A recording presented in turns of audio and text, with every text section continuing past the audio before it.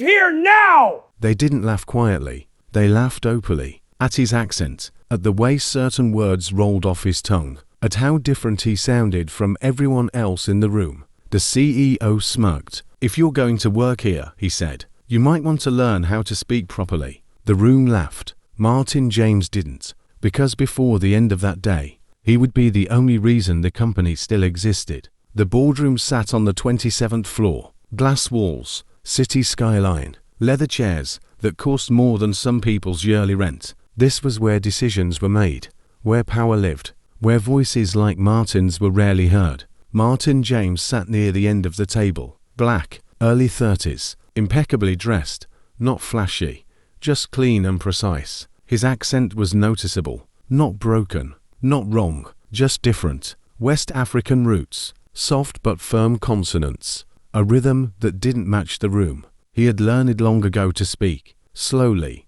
carefully, to choose words like stepping stones. Across the table sat Richard Hale, the CEO, white, mid-50s, confident in a way that only power can afford. This was Martin's first executive-level strategy meeting, and it showed. Martin cleared his throat. "If I may," he said calmly, "I think the projected losses in Q3 are being underestimated."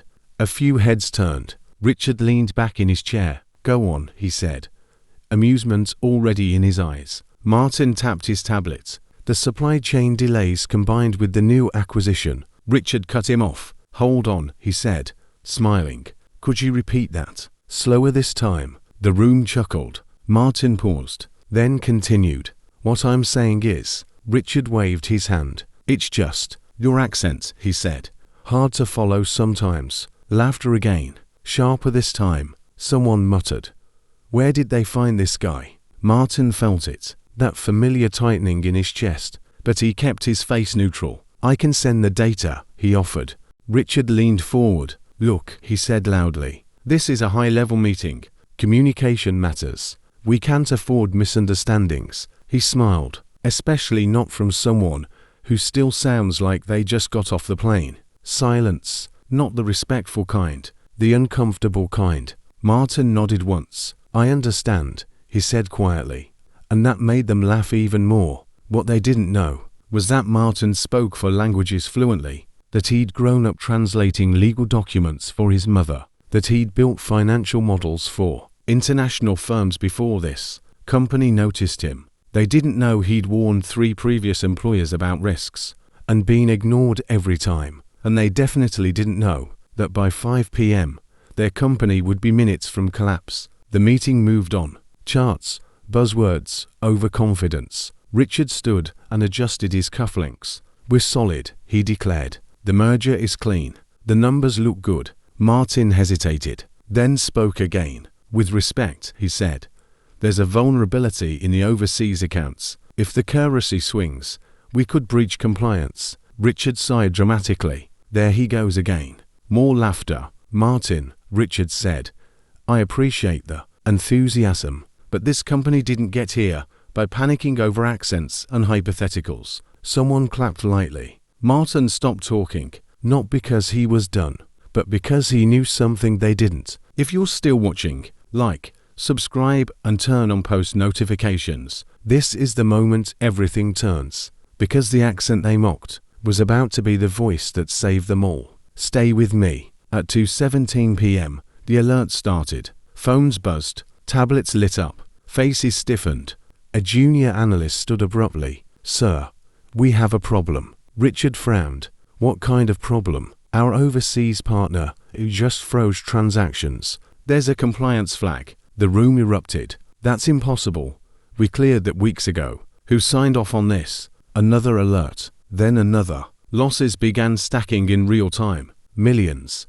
Then tens of millions. Richard's face lost color. "Fix it," he snapped. "Now." Silence. No one moved. Then Martin stood. "I can fix it," Martin said. Richard scarfed automatically. "This isn't the time." "It is," Martin interrupted gently. The room froze. Martin walked to the screen, tapped his tablet. Data flooded the display. "You missed a clause in the merger agreement," Martin explained. "It's written in secondary language. I caught it this morning." Someone whispered, How? I speak it, Martin said simply. He typed rapidly. This loophole allows a temporary override, but only if activated before market close. A director gasped. That's in 20 minutes. Martin nodded. I need authorization, he said, looking directly at Richard. Richard stared at him. The room waited. Then Richard swallowed. Do it. Martin moved fast. Calls, emails, legal codes, languages switching seamlessly. His accent didn't slow him down. It guided him. The same voice they mocked now commanded attention. At 4:58 p.m., Martin hit send. Silence. Then, a notification. Transactions unlocked. Losses stopped. The stock stabilized. The room exhaled as one. They were saved.